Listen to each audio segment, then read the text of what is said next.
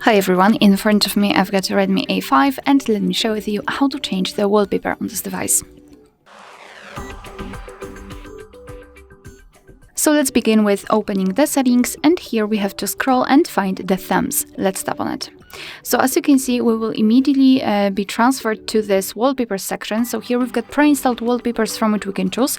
All you have to do is to tap on the specific wallpaper and it will appear on the full screen, so you can decide whether you like it or not. What is more, you can tap on this plus icon here and you can open your own photos and choose something from your own albums.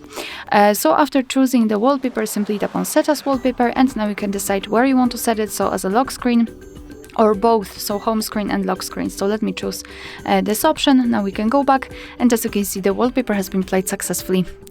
Alright, so that will be all. Thank you so much for watching. Please hit the subscribe button and leave the thumbs up.